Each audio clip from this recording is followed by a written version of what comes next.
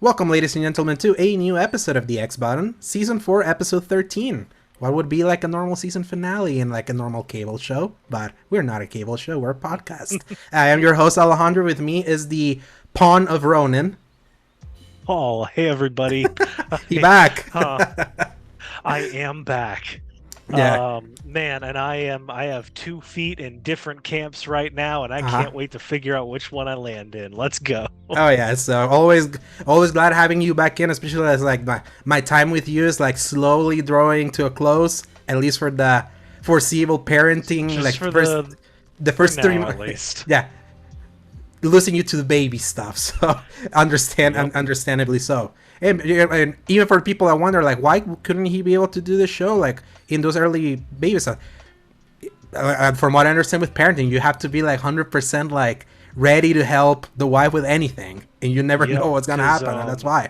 So because the wife usually is bedridden for at least 5 days and cannot leave the bed, so that is on me to do everything. Yeah, And then the rest is the fact that the baby doesn't sleep ever. Yeah, that's usually how parenthood goes. That's why I'm like, yeah, but then you will be back. But I'll take advantage of the. Let me look at the calendar.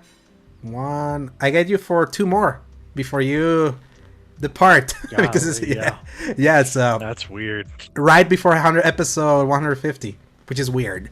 So unless you want to do 2 in a row just to get 150 and then get out.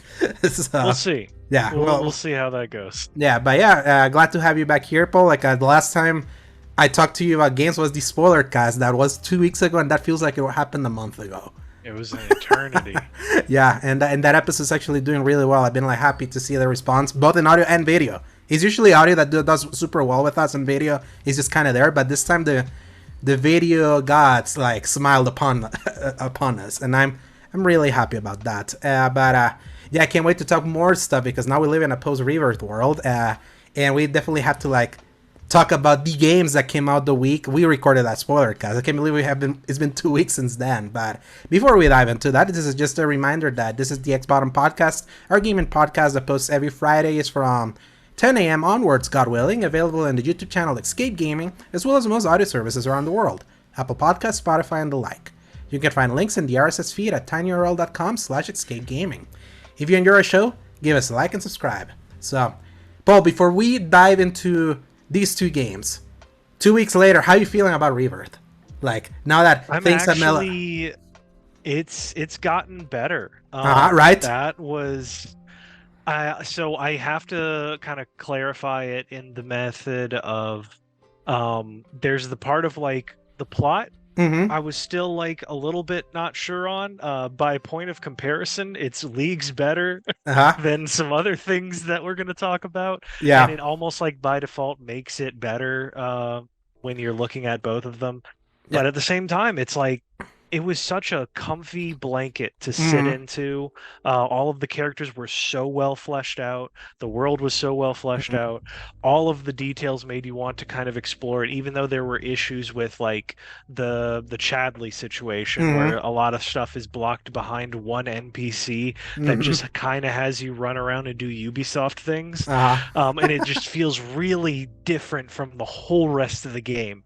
But besides that, I still like there's so much art coming out of all of this. I love listening to the characters talk and interact, and the action is fun. The and soundtrack, just the soundtrack kills us. As you can attest to, it came on your little playlist, and you had to like compose yourself before you got out of your vehicle. Oh yeah. Man. So yeah, it still has the same issues that I talked about in the spoiler cast.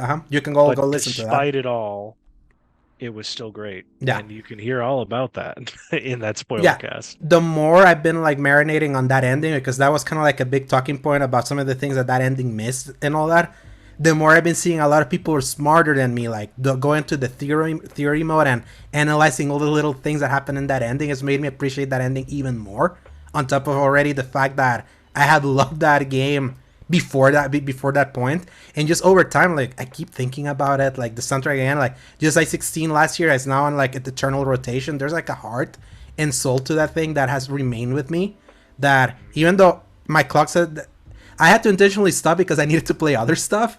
The ones that we're gonna talk about, but I keep thinking about it, like, kind of want to go back to my hard run, but I want to like keep have that feeling simmering for even more because that made it to. I showed you my updated list of favorite games of all time. It made it there, so it's like that's just how I know that game like left an imprint, and even more so, especially because then we dove right into what we thought was gonna be like based on hype on what people were referring to be heading into it was going to be kind of like the game to beat this year, and that was Dragon's Dogma 2.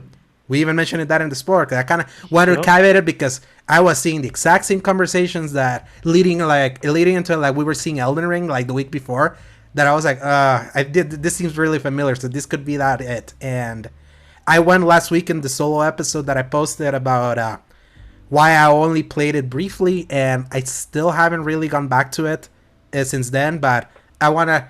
You played more of it than I did, so take it away about Dragon's Dogma 2. Okay, so let's break this down. Of course, like you said, I'll go pre-release to now, where at first we were thinking the possibility of comparisons to Elden Ring were getting thrown around. Mm-hmm. There was a very thick air of let's let the community figure these things out together and work together on things. And going into it, the character customization was the best I had ever seen in Still, any yeah, video game still. ever. Yeah, I would probably stay still, but Rise of the Ronin actually came really close, and I'm shocked. It's But actually anyway, better. that's not. It's actually Yeah, better. see, Yeah.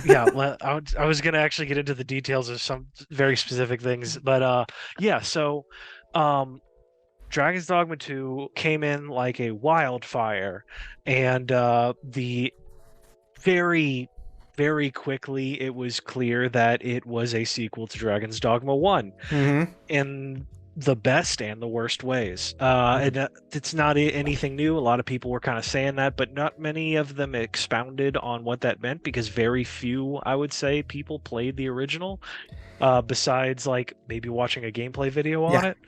The fact that the first Dragon's Dogma was called like the greatest 7 out of 10 game ever, and everyone being like, this is more of that, put it to better perspective to me, like what Dragon's Dogma was, because they sure did make another one of those. Yeah, it is. Gosh, that is such a good way to say it because it cannot be raised above a 7 in a lot of people's eyes, but it's also the best 7 that you'll Mhm. probably ever play. It's Yeah.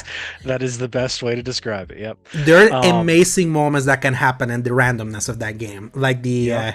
what was the drop kick of the troll that can like come out of nowhere, the stupid Yep. griffins that will Um, just harass you outside the town like without you knowing, or all of that coming together at the same time. There's like that kind of wildness is like what I appreciate about Dragon's Dogma 2. That did happen to me as well. It was the stone golems in the desert region.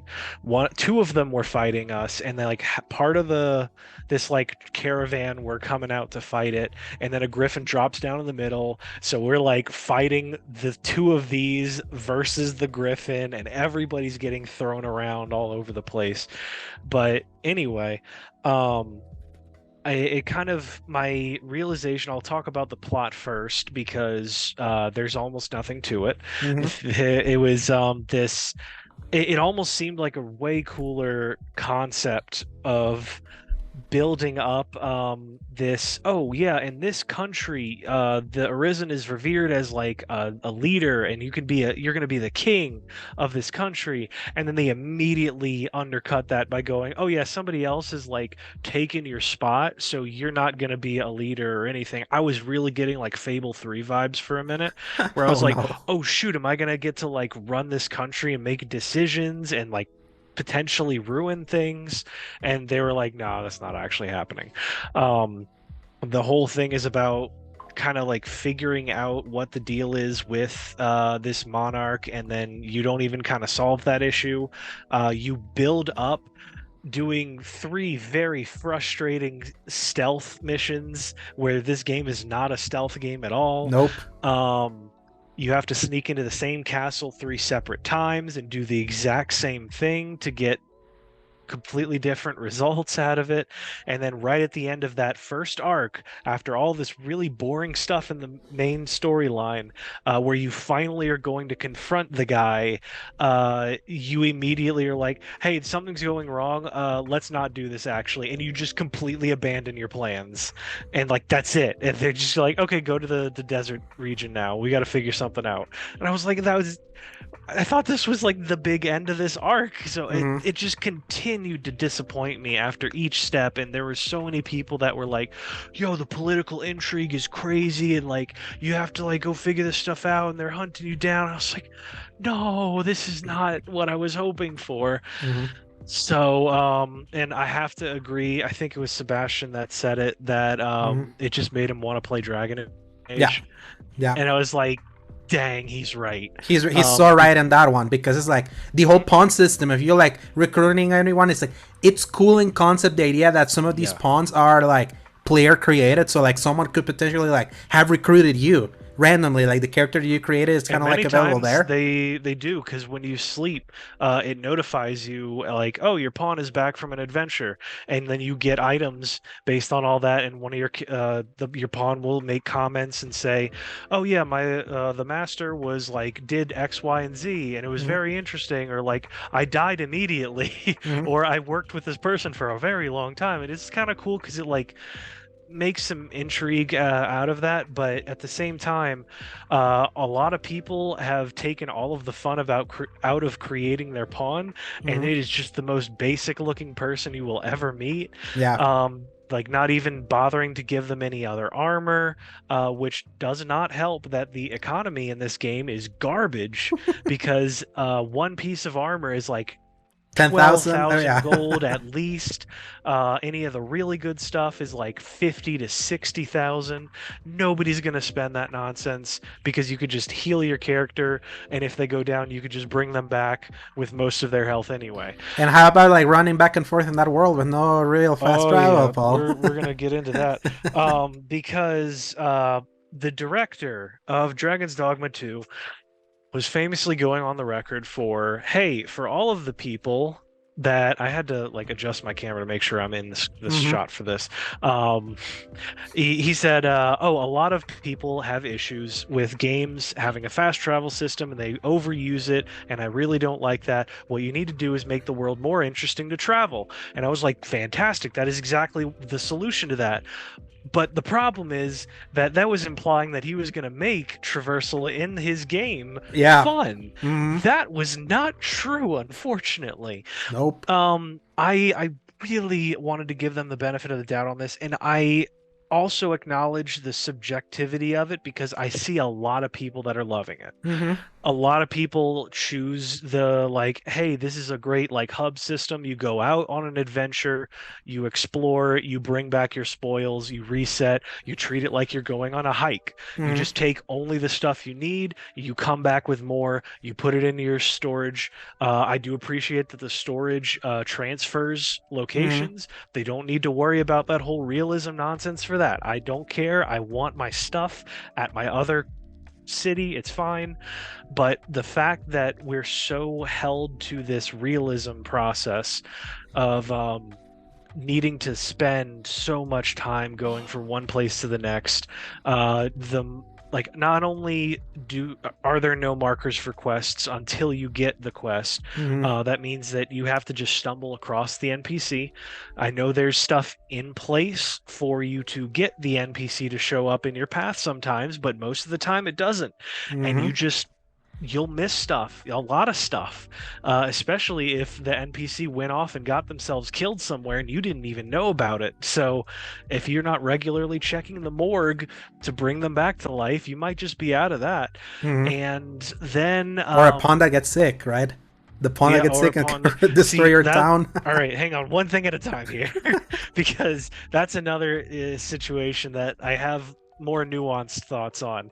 But yeah, so we've already talked about plot. The gameplay for traversal is really rough, and I know some people are really fine with it. I mean, Death Stranding did a whole thing about it. However, Death Stranding also had a mechanic like halfway through the game where you could fast travel to Mm-hmm. any of those bases without any cost to you, and it still felt like a really grounded simulation of traversal. Mm-hmm. So why do we have to rehash this whole process again if we've already solved the best kind of method for it? Also, Death Stranding, if we're going to be comparing that to it, constantly changed the method of traversal for you because you Mm-hmm. kept getting better ways of moving across that area. And the Because biomes as changed time, also.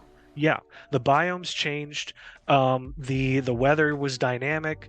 You had the pathways would get trodden as players played over it. You got the bridge system. You got the bike, the actual truck, the many variations of all of those, the different like exosuits for you. And I get that it's a medieval game that's supposed to be grounded, but also like if you want people to traverse your world back and forth like that, you gotta give them a little bit more than four variations of the same enemies that are just gonna jump you around the same corners every time. And Mm-hmm. then occasionally throw in like a Cyclops or a Griffin just to be like, whoa, dude, look at all the craziness that's happening. And yes, there's emergent moments and dynamic moments within that, but it's just not enough to save the deep monotony that I felt after a while. And Yeah. I would spend a fairy stone to avoid all of that in a heartbeat because while I only had like five or six, I burned through a couple of those the last day that I played because I was like, I don't want to do this. This isn't fun. All of the really cool stuff they showed in the trailers is like a very specific example, like the Talos Guardian Mm-hmm. statue thing. It's not like Shadow of the Colossus at all. It's a very specific set piece that I didn't even fully get to because I finally awoke it. It walked around, and that was like partway through Act Two, and I was pissed, Mm-hmm. um, and I was just like, oh man, this is now we're finally getting to this thing, but it didn't feel the same as like what it looked like when you were watching the trailer. Mm-hmm. Or the videos Um, that we were seeing from the previews also. Right, the same thing for that. Now let's go into the Dragon's Plague. So there's a system, take it or leave it, in Dragon's Dogma 2 where it tells you when in the first time it happens. It gives you a little text box. However, it is very quick, easy to accidentally click out of it, and it's very difficult to pull it back up if you're not careful and you don't know where to look. From there, it does tell you what to look for once. Mm-hmm. But I think what it could have done is shown you truly like do a tutorial of it of like, hey, you got this pawn. It has the glowing eyes. It's not listening to you. This is what you need to do. And then after you've done it in the game, make sure you remember for the future. Death Stranding did that as well Mm-hmm. because they gave you that box that was the bomb. And they were like, hey, something doesn't seem right. Obviously, also, it was Troy Baker giving you this box. And you were like, that seems really sketchy. Um, so it's like even though they didn't tell you what to do, they showed you how to do it, and if something messed up, you immediately reset the game. No worries. Um, this is not that situation because what happens is you get a pawn, they start to exhibit their own will, and they're not going to listen to you. They're going to have the glowing eyes, and if you rest at any point in a city, it will play a cutscene, and then every NPC will be dead. I want to clarify that also, I don't know if it was really reported on. After a week, important NPCs will come back to life. You don't have to do Any anything. Yeah. you just sit at a bench and just keep rest, rest, rest, rest, rest, and eventually it'll come back. Many people did not do that because they didn't listen. Mm-hmm. So they were super pissed and they gave up on the game, but it did not actually ruin their game. It just ruined a lot of the life of the population because I think only the important NPCs come back to life. Yeah, the ones that are But gonna give you the everybody else is quests, dead. basically. Mhm. Mm-hmm. So. So obviously you can still use the wake stones for it, but the problem is that because of the weird timing of their microtransactions and the already really scarce system that Dragon's Dogma 1 had, that DD2 already took. So it Mm-hmm. was like already a thing in there. Everybody blamed it on the microtransactions, making it forced scarcity and Mm-hmm. like, oh, you have to pay real money to save your village because I didn't pay attention to the warnings of the pawn. So I'm on both sides of this one because on one hand, that's a really rough mechanic to hit people over the head with. Mm-hmm. There should at least be one chance of like being able to walk that back the first time or something, and then like, all right, you've learned, don't mess up again. Um, because I feel like even Elden Ring, like you can kind of redo a lot of stuff. Because like you can pay to Mm-hmm. stop NPCs from hating you. I don't know if it's the turtle guy, but there's like an NPC where you can actually Yes. pay to fix Yeah, if you mess up whatever something, you like did. you pay the turtle at like the church at the east of Liurna, if I Yes. remember. And Which was not a thing in previous Dark Souls games and whatever, but Mhm. like even Elden Ring from Software gave you an opportunity to redo something like that. Like they understand at a certain point, you just got to give players a little bit of leeway here and there. Mhm. And like I respect the decision not to. On the other hand, that's also how you're going to lose a lot of people, and that's exactly what happened. Mhm. So, that is a lot of stuff to say. Uh, Also, the classes are a little busted in one way or another. Some of them are The really not great. the Some of them, magician, right? It's busted. yeah, and some of them are really good. Like you said, the magic spear hand is you're Noctis all of a sudden. You can teleport. There is a move that is a personal shield around you and immediately anybody else. It is complete damage negation for about 3 seconds. Damn, that sounds really If nice. if if you time it right, you just will not lose anybody ever because there's also a move that widens that radius. So even though it's like, oh no, it only lasts for a couple of seconds, but it's like that's all you need. You just hit that constantly and then you just keep going after it. So and then there's like the other s- classes like the archer, I never felt like it was just strong enough. There's some others that are going in there. I know what you're typing. I see that smug look on your face. So I'm going to go ahead and wrap this up. Dragon's Dogma 2 is a game of highs, of lows. It's very valid for all of the amazing moments that you get to see people play in, but also do not expect anything in the realm of character or Nope. story. Nope. It is non-existent. As long as you're okay with that, you're good. But let me tell you, some people will be like, "Yeah, I think I'm fine." No, you're not. You need to reevaluate that in your head, Mhm. because it might catch you off guard. Yeah. In any case, Yeah. do Before you want to I jump into the one you just added? Yeah, because I have forgotten that this had happened, but I really need to get it out of my system. Yeah, go for it. Yeah, with and also with Dragon's Dogma 2, like I had said last week that I was waiting for a patch to come in that they were gonna add the whole thing of locking the Yep. frame rate for 30 frames and eliminating the ray tracing and things like that. That should have improved like the performance.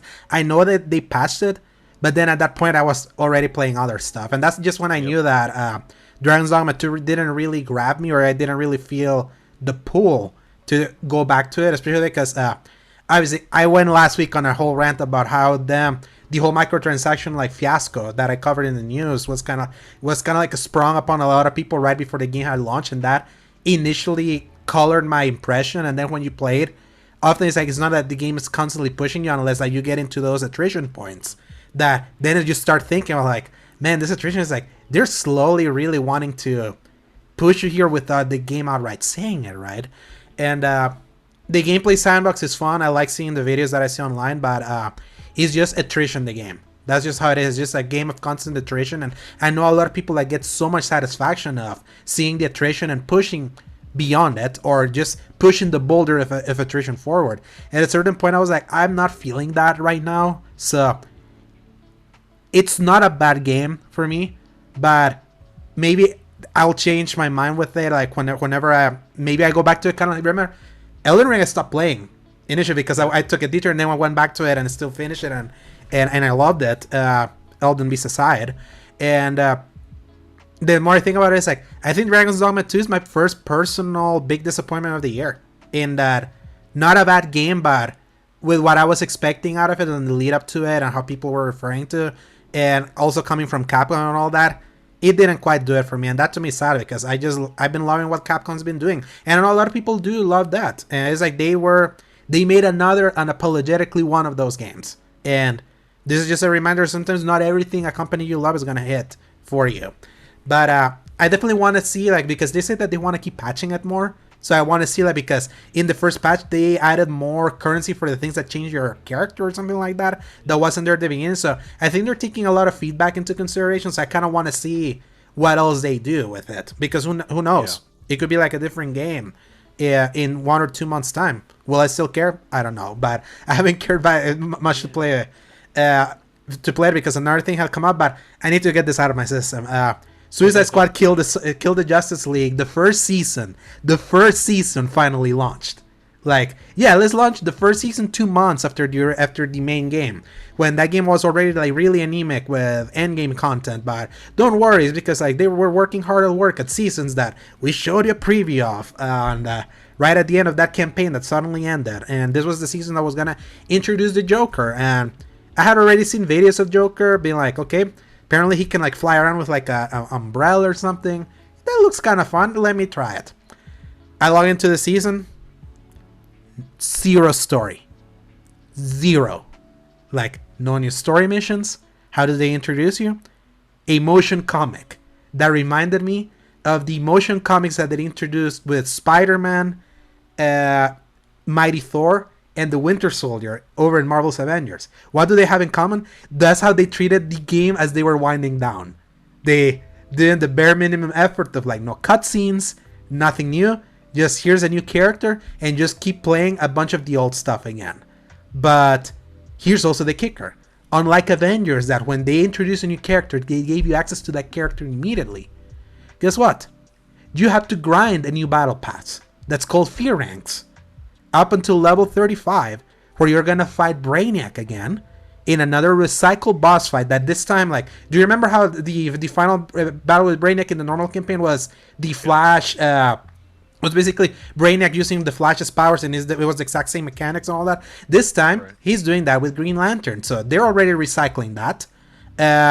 There is barely, literally any story beyond. Oh yeah, we found another Elseworlds. Fight Brainiac and bring that Joker that apparently he's alive from the Suicide Squad from that world into our own. Then when you get into Joker at level 35, then you finally get the one cutscene for this game of him being recruited to the Suicide Squad. That's the one where he jabs himself. Yes, okay. Which you can go find probably on Twitter. It's like I already saw it myself. Yeah, you already saw it yourself. That's the only meaningful story that they have added because their production value is way too high, and I knew that was gonna be a problem for like an ongoing game that's not doing well monetarily. And all my fears about like this game's long-term success were like borne out. It's like they didn't learn any lessons from the similar live service superhero game that already shut off. It started with the worst foot in the worst foot possible. The worst thing I hate the most out of a looter shooter is them invalidating your entire build because they want to force you into a new one. They added a poison build that so far I'm not feeling it. It's like because there was like a Bane build that you did in the end game that was like really cool. Like when you did poison, the Venom build that made everything green had good synergy with like your gears. Like that out the window if you want to keep playing that thing in like higher level content. Incursions, which is kind of like the end game activities that they added three more, but this time it's just wave based stuff where you have to kill enemies really quickly. There's one that's really fun that you have to kill 150 troglodytes that you can finish in like 15 or 20 seconds if you have grenades that just spam. So you just delete 150 enemies and then you bounce off. I had to do that like 35 times because I wanted to get Joker. They had mentioned we're adding new strongholds in their banner, and strongholds, everyone was like, is this gonna be like actually new activities, because this game is lacking on mission variety.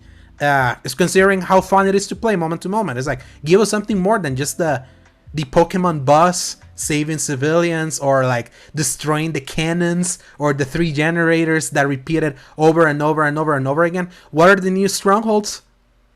It's the exact same activities. They have just been painted with Joker coat of paint. That's what they consider the strongholds. I was left in shambles at how bad all of this was. Like, this is just for people that didn't mind the fact that they could still play the game and the ending. It's basically like this. If anyone was fine with how anemic the activities were because the game was so much fun to play and doing build crafting was like enough, they literally build more of that here. If you were so sick and tired of that by the time that you're finishing the main game, and what your hope was that the reason of the sudden stop of the campaign was because the rest of the story was going to be doled out in the seasonal stuff that they're promoting with episodes also. This season has 2 episodes, at least with what they've shown with episode 1. That's gonna carry for like 6 weeks. If it's really just like, I want to wait this week to hear if there's something more, because that was so disappointing. Like, that was so distressing. And for a game that I actually did enjoy for the most part, like, seeing if this is how it's gonna be, it's like, this thing's not gonna last 4 seasons. This is absolutely not gonna last this way.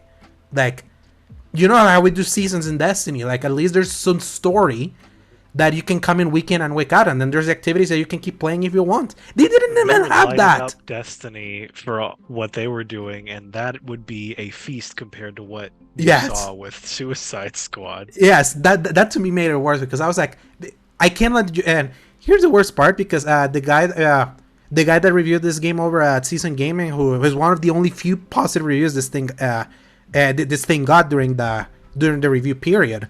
He was saying that this season was a blast and he was having fun. I was like, yep. It's like, I know who this is for. Like, it absolutely is for.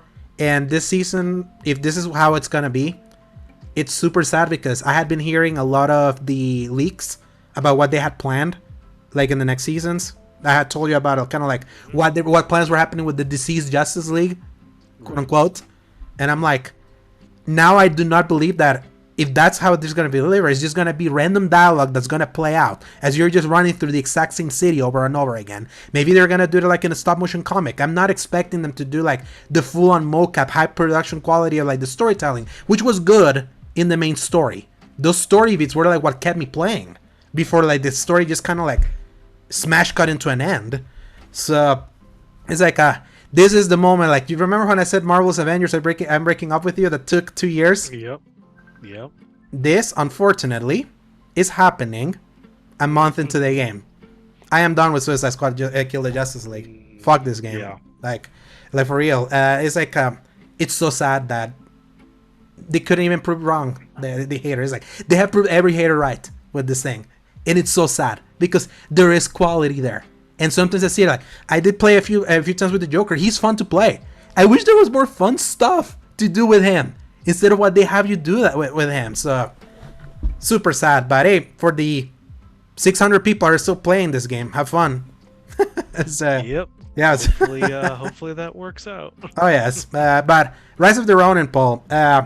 This one, I was not gonna buy at first, because obviously we had just committed to Dragon's Dogma 2. These 2 games released next to each other, and obviously Dragon's Dogma 2 reviewed better. So we were gonna go where like the critical consensus was saying we should go. Then, as I mentioned last week, I was seeing a streamer, Runeby. She was playing this game. And the more I kept seeing it, and like what she had done, and like what the kind of game it was, I was like, wait a second. This looks like my jam. It's like, this feels like a traditional, like, comfy, open world game in the old style of Ubisoft, but with combat that reminds me a lot of Ninja Gaiden. The kind of hard, like, quick samurai combat that I used to love back then. We haven't had that, because Souls-likes have kind of become the thing now. So I was like, you know what? I'm kind of interested. And I bought it myself. And then suddenly I started like posting pictures and videos of the game into our chat. I think it was the one where you're like flying in your air thing and then drop into an enemy. That's the one that convinced you, right?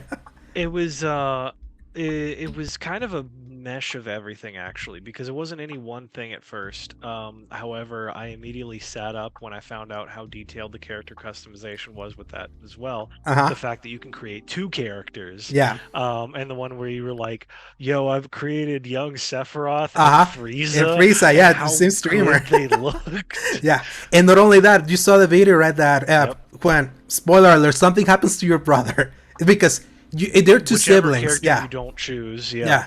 Yeah. Um, go ahead. Yeah, it was like the two characters that that you can create, and then like the ones you don't choose, like has like a small like flashback cutscene of disappearing into the fire. And what this streamer Rumi, what she did was like she picked Frieza out of out of her two characters, and the one that was in the flame was young was young Sephiroth, and she didn't even know that was gonna happen. That was kind of like a pitch perfect moment of her choice. And I didn't go do I'm usually don't go too detailed on character customization, but I love when games do that. But beyond that, like the thing that I've been loving most about Rise of Ronin is just how tight it feels to play. The combat is so snappy, it's so quick, it's not Soulsy, it's like way more aggressive. It's like it has Soulsy style elements of like you have your kind of sort of bonfire checkpoints at times, obviously with brutal difficulty, but this has more in the vein of Ninja Gaiden, that a lot of people that don't know about Ninja Gaiden, because Ninja Gaiden has been gone for 12 years now. I'm like, Has it only been 12 years? It feels yes, like way longer. Yeah, because Ninja Gaiden 3 came out in 2012. That was the last one they ever did. The Ninja Gaiden has just been gone. And around that time was when Souls like started becoming like the hard games. But Ninja Gaidens were always the games of the test next to Devil May Cry and hard difficulties. These were like the two games that the dexterity of your success came to like how quickly you were, like in actual response time and mashing buttons and perfecting their parries and all, instead of like the more deliberate stay back with Souls likes and kind of like break them sometimes with magic or knowing kind of like the animation pattern and all that. This is definitely more flashy, and I really love that. And on top of that, like with an open world that is not too massive, that feels really manageable. It's not kind of like the content barf that sometimes a bunch of these games can be. It's like it's so deliberate. It's like here's a kitten here. Here's like maybe something a point of interest, but keeping everything kind of like in its focus of being like the Lost Assassin's Creed game that exists next to the other Lost Assassin's Creed game that's Ghost of Tsushima, but doing more kind of like interesting historical figures being put in like an even more interesting kind of like historical setting about the things that you can have like in your repertoire.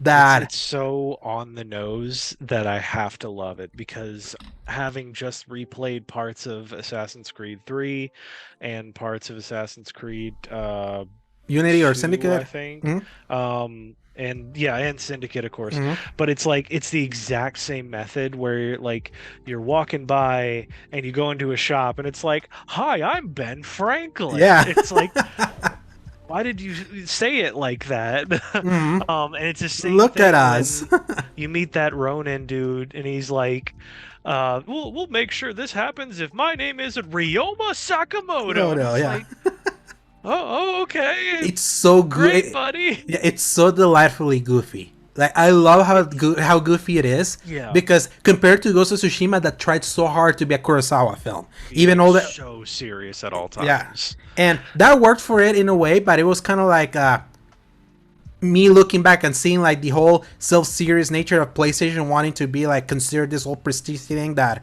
makes a lot of people feel so pretentious. Like I almost like appreciate more the earnest goofiness that is Rise of the Ronin, like in comparison.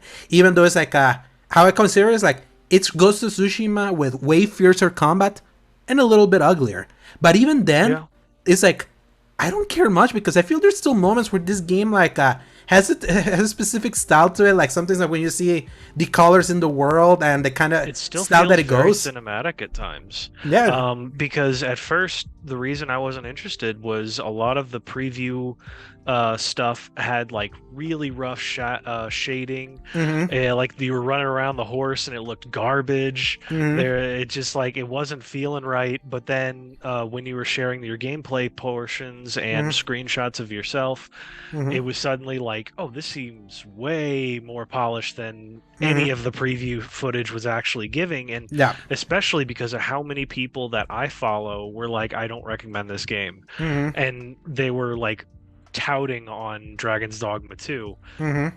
So I was like, all right, well, I'm going to trust the process on that one. Uh-huh. And like in the hindsight, I was like, oh, hold on a second, because They were something wrong. doesn't add up here.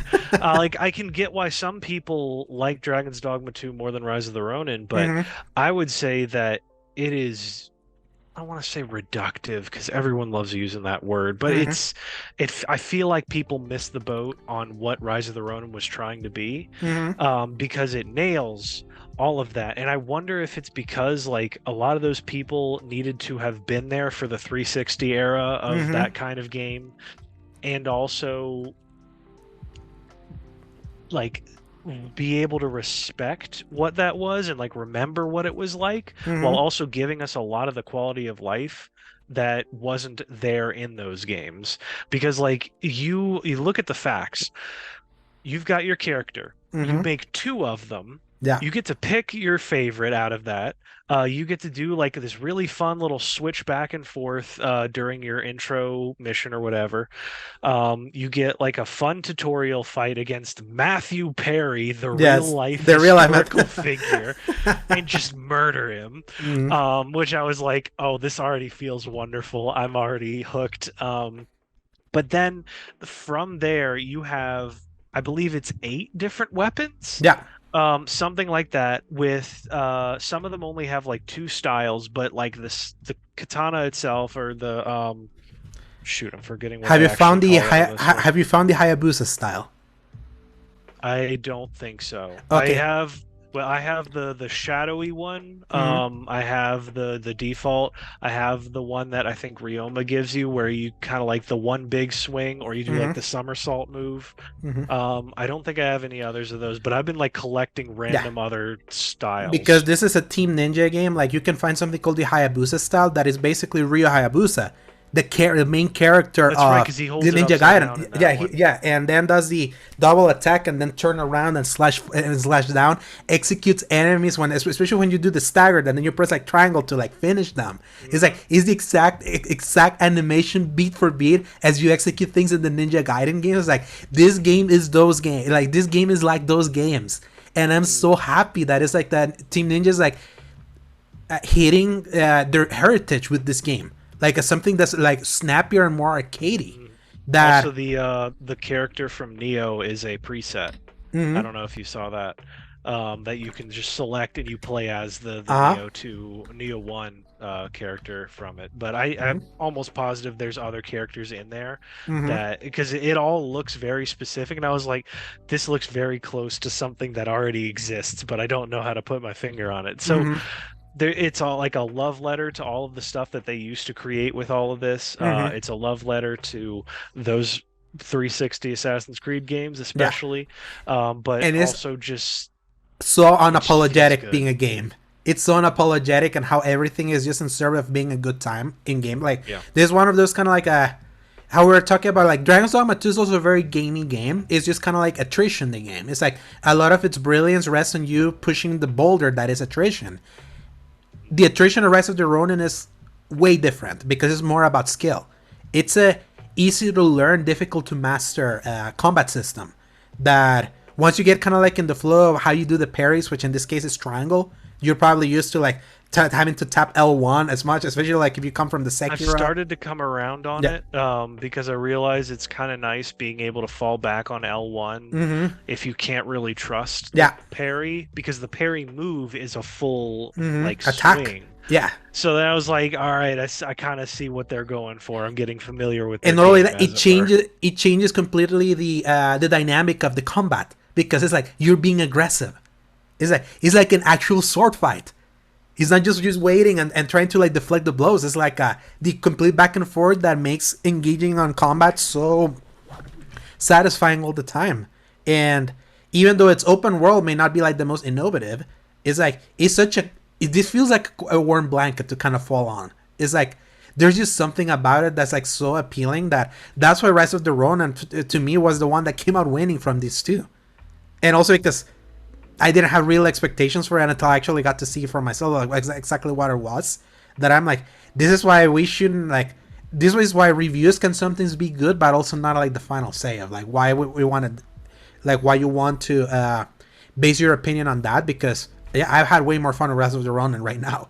So, and I can't wait to finish it more because it was so funny. Because I even considered reviewing Dragon's Dogma 2 and the game lost me. I even told the SG guys. A bunch of those guys also started loving it and they felt the exact same way. It's like, yeah, the game lost me. It was like, yeah, I was like, I'm not alone. It's just that kind of game. And Rise of the Ronin is just like a comfy, from the Sony stable, feels more refreshing because it's like, this is as anti-PlayStation a game as it can be, yet it's exclusive to them. They published it. Because like it's a game that's so like beyond the cinematic pretensions of The Last of Us, like what we've been getting from them, and I think that's why it feels more fresher to play something like that because it's like, oh, this is what it's like to see a game that's not trying to be Hollywood, or just like paying as lip service as possible. Because obviously it has cutscenes and all that, but it's not like compared to Ghost of Tsushima, it's like you can see the complete contrast. And I enjoy the combat of this game a little bit more because the other one was like so reliant on its stances that going back to it and forgetting which stance was the one for the poles, which stance was the one for the halberds, which stance was the one for the katanas, always kind of like push me out of re-engaging with that game in this new game plus because I'm like, I've forgotten how to play this. And Rise of the Ronin ironically doesn't suffer that because it's just you can do the exact same style with every weapon. Obviously, it has its different quirks, but it's in the service of trying to get you in and then like kick you in the ass and then you getting better. And it feels good to play something that's all about the dexterity of something quicker instead of something more deliberate. I miss when also not punishing. Yeah, exactly. And it has difficulty. It has difficulty like levels. It's like I started with the all easy. The right stuff. Yeah, it was like I put it on easy just to see what it was, and then when I thought I was like, I think I'm getting good at this. Let me put it in normal. Now I stayed in normal. It was like, I love that. This is like actually really cool seeing that. So it's like a Rise of the Ronin. I would say it's like next to Helldivers 2 this year, my second biggest surprise of a game that I had literal no expectations like whatsoever, and that feels nice to me. And Dragon's Dogma 2, the complete opposite, a game that I had high expectations for and didn't grab me. So, yeah. And before we move on with that, Paul, because you've still been playing Helldivers 2, I know you were playing yesterday, I think. Also, it was. Yeah, it's with some of the very long because none of our friends like to commit to things, but the I really hope I get to play with everybody after that point. So yeah, they have been. It's more of a what Helldivers has been doing than what I've been playing out of it, because we are now in a position, having been. How long has this game been out? Like at least a month. It's gonna be 2 months. Actually, 2 months. Yeah, 2 months and 2 days. Yeah. Okay. February 6th. I knew it was one of those was getting close. So yeah, 2 months now, and we've gotten more free content than most other live service games will do something like this. They're doing it so expertly. Even if it's just it's just the one thing that keep adding, and on top of the quartermaster that is Joel, whatever that guy's called, that's his name, that manipulates the world. It's like it's such a I tell you, it's like Helldivers 2, it's brilliance in live service. Like how to like do everything in a way that seems sustainable, that is like just changes things and adds things enough that is like keeps people like on their toes, like creating this like weird meta narratives, like the one where like people failed to like defend something and then they were making the thing that they were gonna stop procreating. Yeah. So the whole thing was just for anybody that doesn't know, of course, there's a very memeable planet that started off with the automatons fighting you. It was just a constantly at war in that situation. People got to like calling it Space Vietnam, the whole deal. Eventually, we finally lost the planet. The whole community turned it into a meme where it was like, do it for the creek, represent. It's like we found our fall of reach situation. Like the fact that we get to experience in real time what, like, for comparison's sake, Halo was something that was fixed, already talked about in the first game, but like it just emergently happened. And then just as of like I think yesterday or 2 days ago, we won it back, and like victory, it sealed off until next time, of course, they attack it. But everyone was like, "Yo, we did it!" They dropped like a free cape for everybody to wear. Is like Mm-hmm. represent all this, and like all of these text boxes that are like in universe.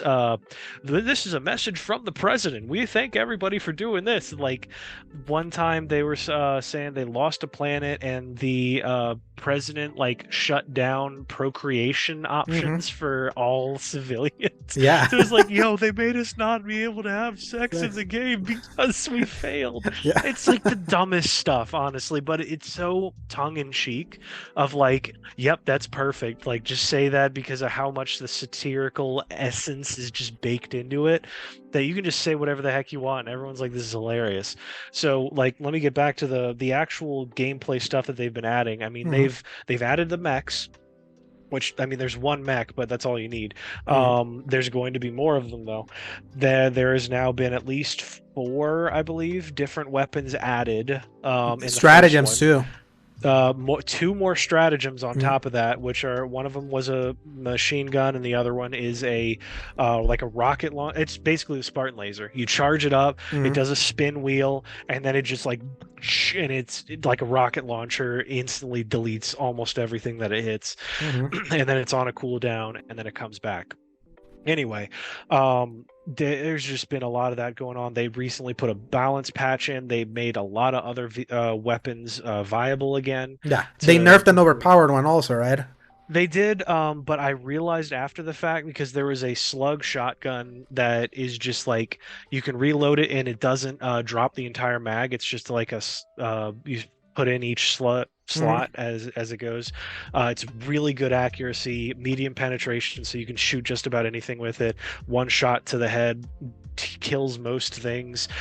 So naturally they were like, okay, let's tone this back. But also they kind of gave a lot of what that was into another gun called the Dominator, which is an Mm-hmm. explosive rifle I like that that one. Mm-hmm. sucked for a while, but they bumped it up now so that you can like basically do the same thing in a gun that makes more sense for it to do that. Mm-hmm. And then they also buffed the damage on all of like the auto firing guns. They buffed the fire, which I confirmed that the fire shotgun is crazy against bugs now. You Mm-hmm. just sweep it, Spray. everything dies. It's fantastic. They also bumped up the fire damage, so like you Mm-hmm. drop a napalm bomb, everything dies. Mm-hmm. It's just it feels great. I love that they keep making these changes in a positive way, and I can't wait to do that. Also, they just released a new battle pass for revealed, excuse me, Mm-hmm. for next week. That is once again going to be like the same price. If you don't want to pay for that in the super credits that you've been saving up, you can Mm-hmm. pay for it for $10. You get like 3 more new guns, 3 new armor sets. That's kind of the beauty, right? It's like you can like buy every battle pass that they bring you if you just keep playing, right? You just find the super Yep. credits like within the game. Within You keep you can find the super credits in the game, you use the medals that you've been saving up. You don't even have to play the game to get the medals to earn things because it's just a communal process. Like I didn't play the game for 2 weeks and I turned it on, I got all of the medals from all of the major whatever they call it, the Mhm. callings, the missions. So when you boot it back up, you're probably going to get a crap ton of medals Yeah, just for like, oh, I'm part of the community. I was given that. it's Anyway, also the fact that those battle passes don't go away. that's the key. They're just there. Mhm. They add them, keep adding them. So even if you don't have the money for this one that comes out, Mhm. you just keep playing the game. Eventually, you're going to have the money for it. You can go back to buy a previous one if you want. It's just up to you. It's crazy. It feels like a game that technically has a little bit of FOMO to it, but it doesn't feel like a chore. It doesn't feel like a full-time job that you have to keep like going back to like a normal live service game. It's just an interesting evolving world to see watch live, like even from afar. That to me is like fills me with hope about like creating a sustainable way for this kind of game to kind of like keep updating itself and have a lot of people always so excited to go log in, especially with how low effort it is to just jump back in and just have fun Mhm. compared to like I can't wait for you to try to go back to Destiny right now when the new update happens next week, and then having to realize where was I, like what's all of this stuff happens, like It's gonna compare be the same process. yeah, compare and contrast. Like, having a game that's just so easy to pick up and play. You know what where the fun is at, instead of trying to like pursue that fun. And maybe I'll go back today, because I know like they've been asking in our clan, like I know Gons that bought a freaking PS5 to play this game, which is so wild. I almost felt bad that like so few people were jumping on, but apparently he's been playing a lot with Ozzy. Yeah. So I hope that she's also playing Helldivers. Otherwise, that means they just went back to Minecraft. Yeah. But yeah, honestly, I do hope that that gets to line up. It just sucks that I'm on the Eastern time and I'm pretty sure he's on the West. Yeah. So he's like, all right, I'm getting back on. I'm like, buddy, it's like 10:45. Yeah, you're like literally 4 hours. Yeah. There's a 4 hour difference between East and West right now. So that's it, which sucks, but it's just what it is. But I'm glad you're still playing Helldivers 2, because it's like, I know that's been kind of like your social game this year, like heavily. And I've been glad to see that it's been doing well. It's finally stabilized. Like, I have stopped hearing about connection issues. So it's like, I know there's still a lot of people playing it. Like, it still has a healthy enough player base. Like, I keep championing Helldivers 2. It's kind of like the example of what I want a live service to be. Yeah. One that is That's what I think we need to have. I just hope that the executives can understand the difference between good live service game for specific reasons and live service game succeeded, let's replicate, as we've been doing all of this time. So yeah. I pray that it goes well. Yeah, it's like Helldivers 2 is a masterpiece comparing the live service element of Suicide Squad almost immediately. So enough of that, Paul. As we've been playing, we have a few news to kind of go through. Press X for some news.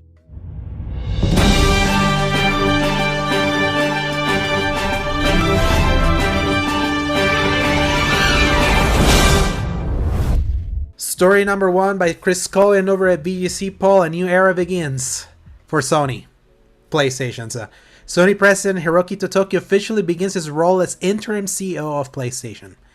It was announced in September 2023 that then CEO Jim Ryan would be stepping down, with Hiroki Totoki taking over on April 1st, 2024. Not an April Fool's, that's how it happened.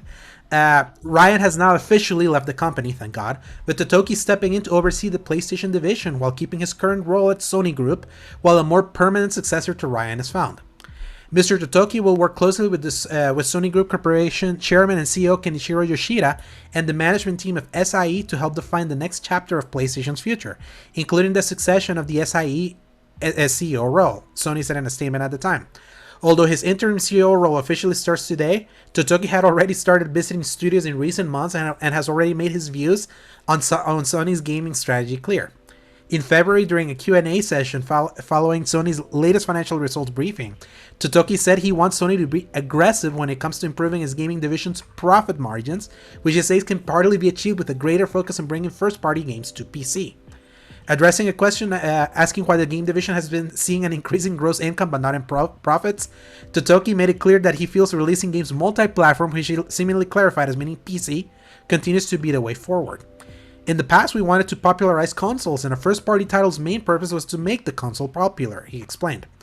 This is true, but there's a synergy to it. So if you have strong first-party content not only on our console but also other platforms like computers, a first-party game can be grown with multi-platform, and that can help operating profit to improve. So that's another one we want to proactively work on. I personally think there are opportunities out there for improvement of margin, so I would like to go aggressive on improving our margin performance, aka no more 300 million single-player exclusives. Sorry, Sebastian. So, during the same call, Totoki said Bungie could be better at assuming responsibility for its development timelines. In an official translation of the Q&A provided by Sony, Totoki said that while he was impressed by Bungie's ability as a video game developer, he felt it could make improvements from a business perspective. I visited the Bungie studios and had meetings with the management, he said, and I saw that employees working at the studios were highly motivated, showing great creativity as well as an impressive knowledge of live services. However, I also felt that there was a room for improvement from a business perspective with regards to areas such as the use of business expenses and assuming accountability for development timelines.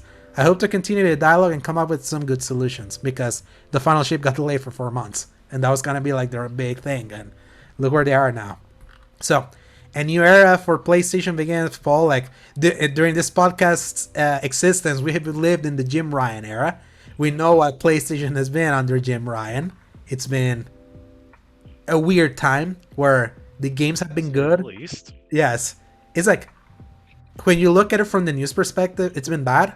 When you look at what we've been playing, it hasn't. But perception sometimes like deleted the reality, and just under Jim Ryan, like the perception of PlayStation was just not a fun one to like kind of like be a part of. So I do find funny that this guy, this was the CFO for Sony, so he's a money guy. So That yeah, makes sense why he's yeah. been talking so much about margin. But Yes. uh so for a minute it was making me nervous the way Uh he huh. was talking because I was like, "Oh gosh, oh no, he's talking about margin and he's Uh talking huh. about all these other things." And then he was like, "Yeah, we just got to make sure that we really step the quality of our first party titles up and then we make sure that they're all multi-platform." I was like, "Okay, okay, Mm-hmm. good, good." Yeah. And then right at the end I think he said something that had me a little worried where it was like you said, Mm-hmm. I mean, it's good that we need to keep the budgets tight Mm-hmm. as well. I just hope that it doesn't mean that Sony's going to throttle Mm-hmm. all of their companies and overcorrect because they're like, oh, we're going to cut spending. Mm-hmm. That means you get half of this budget now. But Yeah. I feel like this is yeah, fine. I feel hopefully under, because he's only here temporarily because they're trying to find a new CEO. If this is now the point where they're gonna start like at least analyzing their budgets a little more, because uh, Herman Holtz, the head of first party, he had mentioned that the way that they were doing games needed to change, and that also makes sense when we know about the Insomniac leak, where a sequel that to Spider-Man that reused like 80% of its assets cost $385 million. That's when you know that you jumped the shark and something needed to change. And I know that we have this back and forth with Sebastian that he always talks about why can people not work smartly, or like use the new technologies that are kind of happening for things to not be as expensive as they are. I truly believe that they felt that they were too big for their bridges to ever rely on that, but I feel like this is gonna be the time where they know what their fan base expects from their games, but they have to like really take the hard like, would it hurt to not have peach fuzz in many phases, like, or have chest hair that moves with wind or things like that, like all this like the stupid. entirety of Aloy's mouth being rendered on the inside, despite that nobody's going to see Uh-huh. that. Exactly. So I do hope that they have realized that they have just jumped the shark into like focusing too much on way too tiny little details that just like increases budgets for no reason, when you could probably achieve something similar. Like, no one can look at how these games look on PS4 and say that that looks bad. No one can. Like, I feel there's like, we have hit that we definitely have hit a ceiling with when it comes to like photorealism and things like that, that I would hope that style comes back, that at least style can help them like focus more on other stuff that can bring down those costs, because I would hate to see like Sony basically spending themselves out of business by continuing to make games that just keep getting more and more expensive for them, and then it just becomes completely unsustainable, and then those games are gone. But something has to happen. A disappointing Spider-Man sequel costing 300 million plus, that should not be it.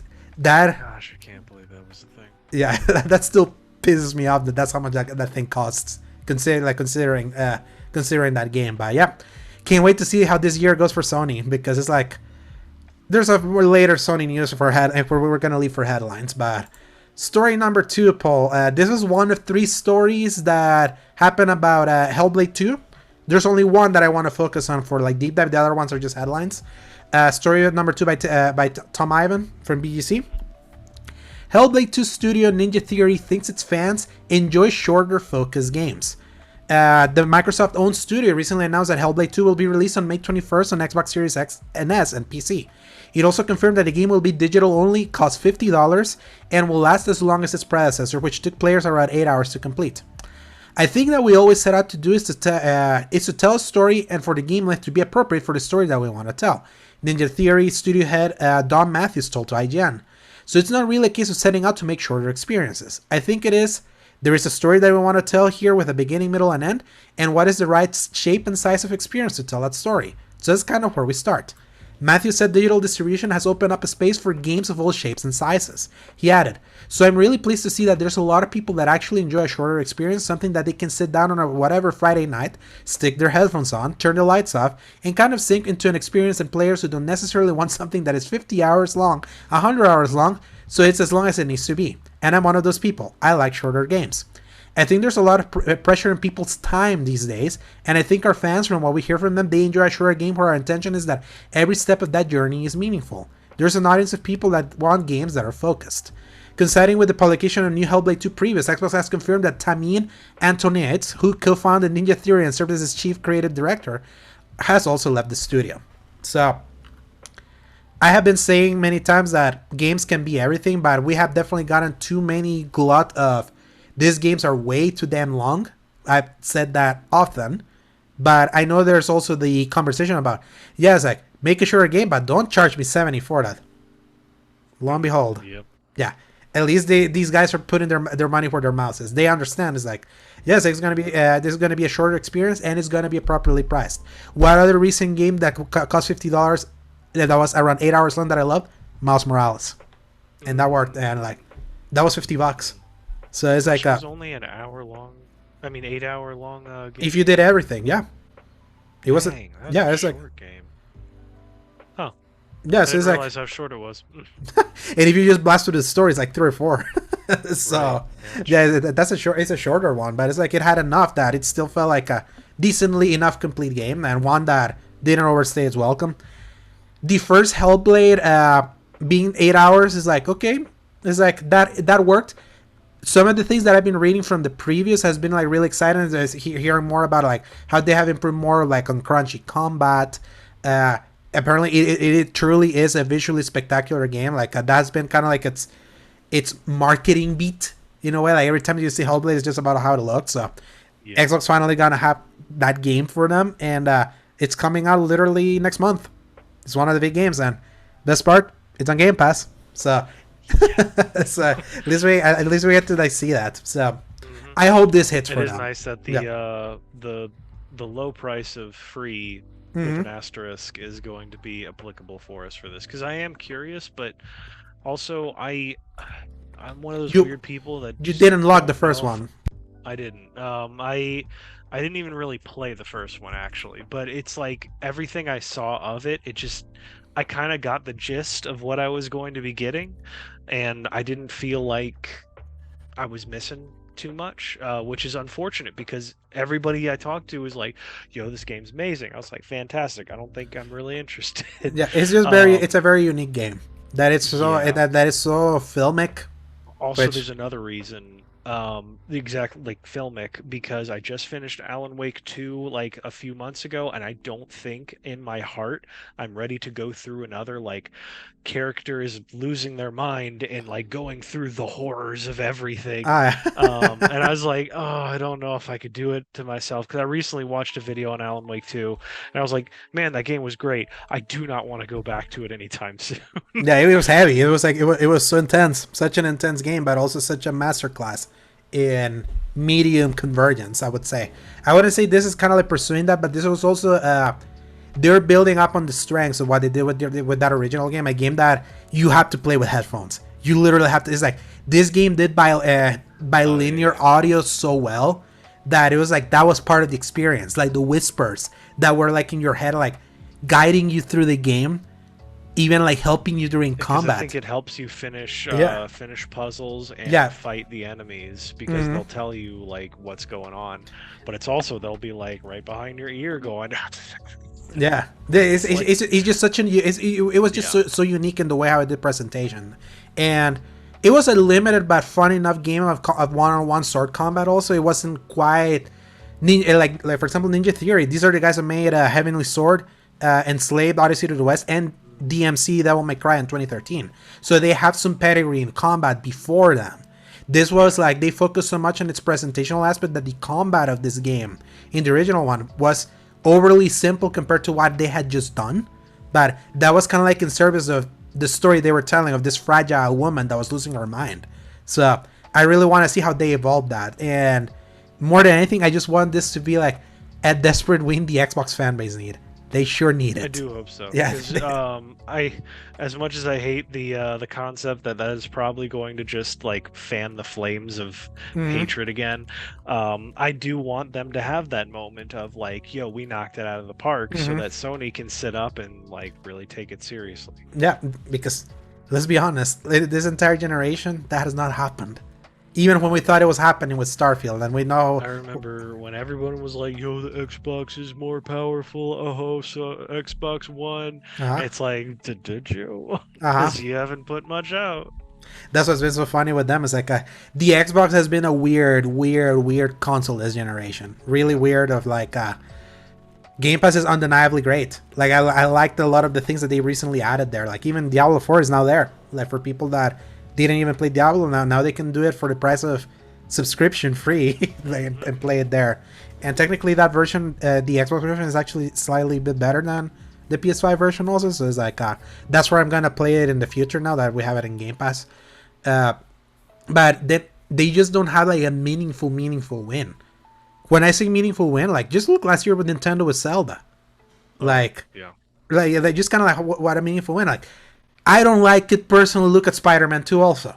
That was kind of like a brief moment in time, but that was like kind of like a big like lightning moment last year also. Like a game that everyone puts their eyes on.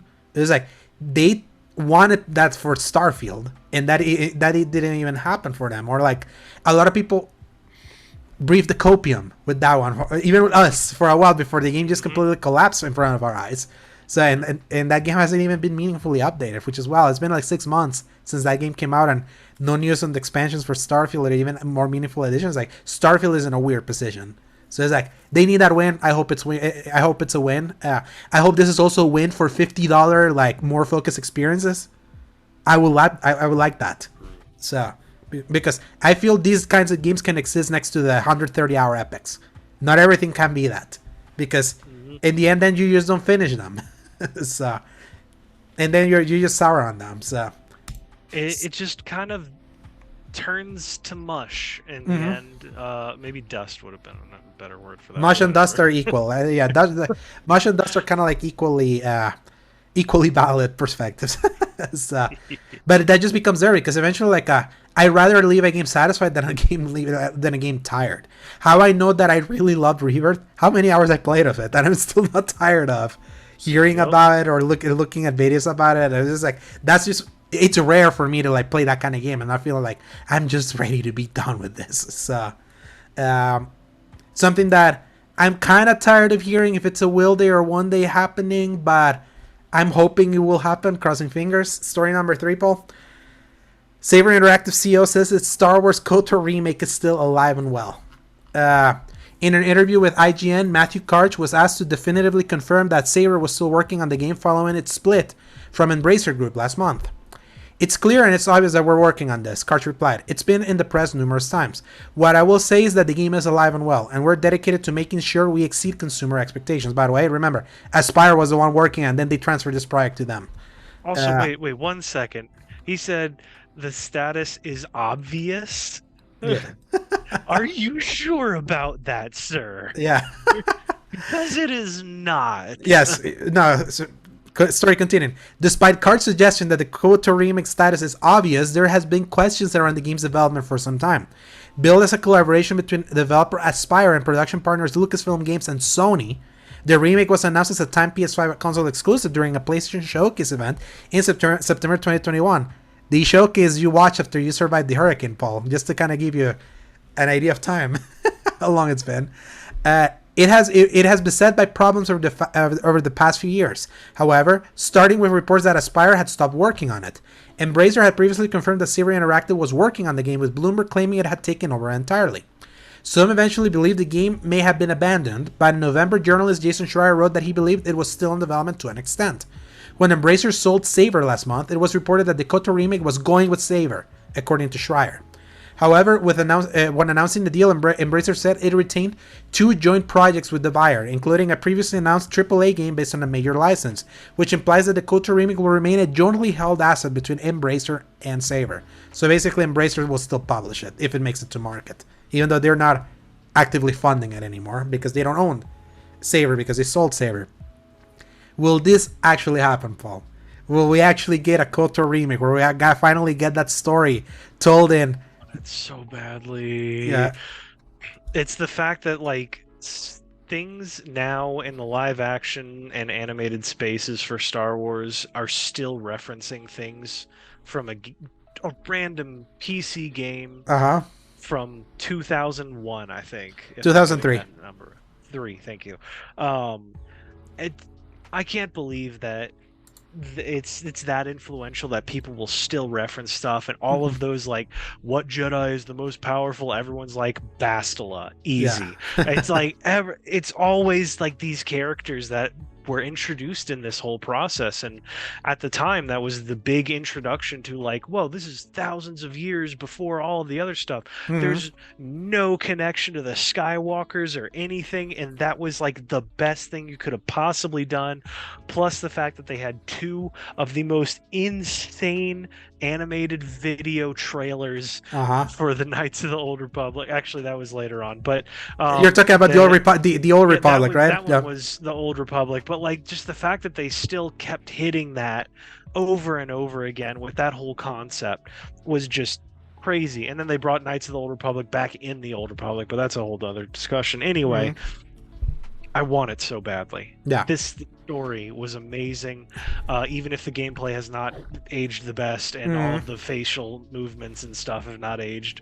I want people to be able to see this. Like, this is my Final Fantasy VII remake. I was right here. I was gonna say, it's like when we think about remake projects that are left of what we love for it to come back, like KOTOR is like at the top of that list now for me as like a celebrated, like highly celebrated game that deserves like a proper like spotlight in the limelight, like for modern audiences, especially with KOTOR like existing pre-Disney.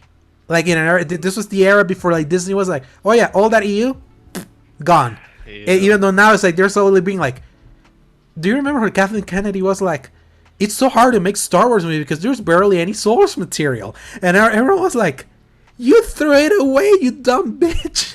Like, you throw it all away. There's like and now there's been like slowly being like, you know what, there was cool stuff there, let's see how we can like implement it. By the way, do you see that there's like a new Tales of the Jedi season coming this Tales of the Empire? Yeah, now with Barriss Offee and Morgan Elsbeth, that they're going to be like the focus characters. It's definitely interesting. I mean, Morgan Elsbeth was definitely like one of the more interesting original characters out of all of that. Whereas like, all right, this character has some sauce to him compared to like all of the other characters that were introduced randomly. And then of course the fact that people have been asking about what happened to Barriss Offee after season 5. Jedi. Yeah. Yeah, and then it was like she was just kind of gone, and now we finally get an answer to that, and it kind of looks like they're insinuating she's one of the sisters in the what do you call them? The Inquisitors. So that's very interesting because that was a very crazy move for them at the time because that character was not at all a traitor at first, and I was a very big fan of them being a good person. But you know what? It's crazy, but it's I'm getting with it. Yes, isn't it cool that the Clone Wars basically lives on through this tales, like random seasons that suddenly show up? I love it. And I don't know if I like it because it makes it so much harder for anybody to get into the series now.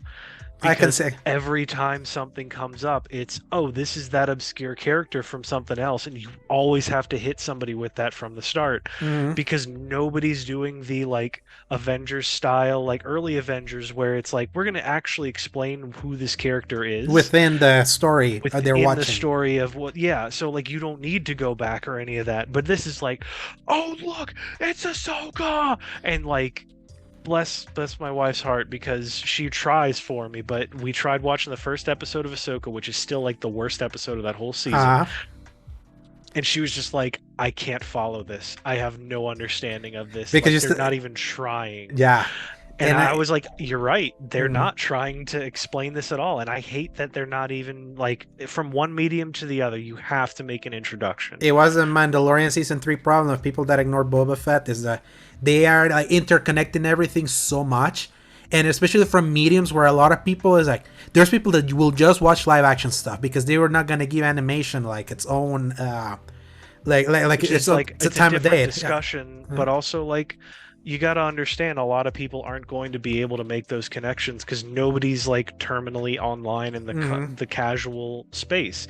They go to their job, they come home, they see a thing that has the name of the show, they're going to watch the thing that has the name of the show. How are they supposed to know that, oh, this actually got wrapped up in a plot point in a completely different TV show that Mm-hmm. wasn't in a live action format, might I add, Mm-hmm. that was made for kids at the TV PG level, Uh-huh. and you have to watch 7 seasons of it to understand what's going on. And a lot of those episodes were not even good, so you kind of need Yep. a list of episodes, like the things that matter So for you then to you at have least to go understand. to Reddit or any of the other spaces that are like, what are the essential? Because if you go to Disney Plus and you look at the essential, it skips all of it because it's like 12 episodes. Uh, Is it distills all of it down. You skip so much. I was going through it at first and I was like, okay, yeah, cool. Like a few episodes from season one. There's one from season two. Okay, it's the end of season two. Season five, uh, season seven. Like you skipped all of this. which So it's yeah, it's complicated. It's just like it's always yeah, complicated. Star Wars as a brand has just become really complicated these days with Disney Plus like entering the picture and no movies still. We are like 5 years now since the last movie that was on theaters. They've had such a struggle trying to get a movie out, and apparently now the next movie that will make it out is the Mandalorian and Grogu in 2 years.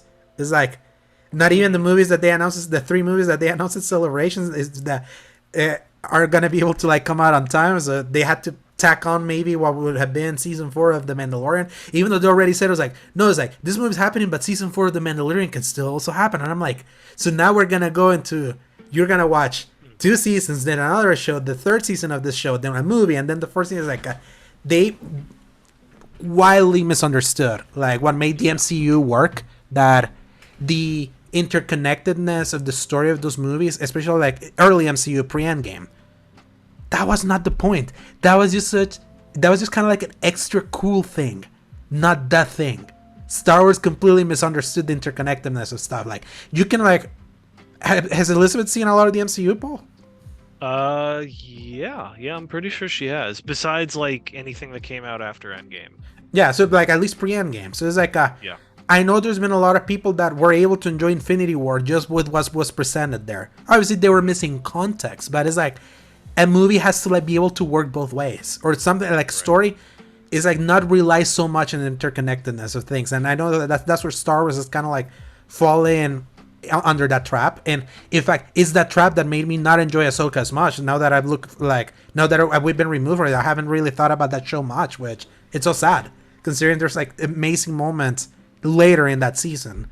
So yeah, it's like that's just the complicated Star Wars. Like for Star Wars is, it's like it feels I need something to re-enter to again like revitalize my love of Star Wars, kind of like it happened last year, and maybe the Acolyte. But even that is already like it's a controversial thing into itself. But But part of that is because I've realized that Star Wars fans are some of the worst fans yeah, of anything ever. oh yeah, yeah. It's like they're perpetual crybabies. They can never enjoy anything. But moving on a little bit from Star Wars is something exciting because I'm always excited for new stuff, new IP, especially from interesting talent.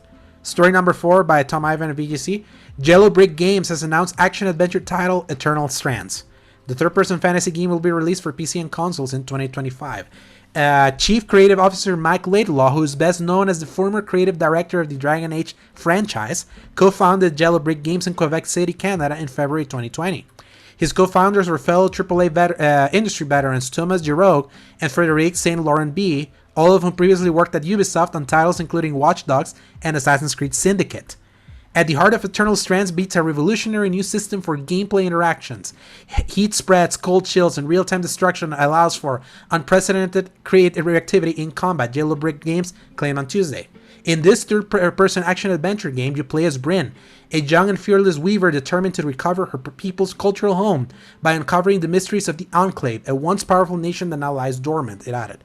Fight epic 25-meter-high climbable creatures known as the Arcs, while blending magical abilities with an arsenal of powerful weapons to keep the world from crumbling. Use the environment and extreme weather events to your advantage in battles against a big roster of fantastical creatures. Immerse yourself in a vast and rich lore where you will build relationships with a diverse cast of characters. Eternal Strands is being created by a team of 68 people using Unreal Engine 5. While it was originally due to be released by Take-Two publishing label Private Division, Jailbreak recently announced plans to self-publish the game. Laidlaw said, our hope with Eternal Strands is to deliver an adventure that brings a sense of fun and excitement to fantasy, while encouraging players to experiment with its systems. It's a very different game to ones I've worked in the past, and it's been a delight to generally answer the questions, what if the player does X, with cool. It's also exciting to have a chance to build an all-new world that encourages and reacts to this kind of play.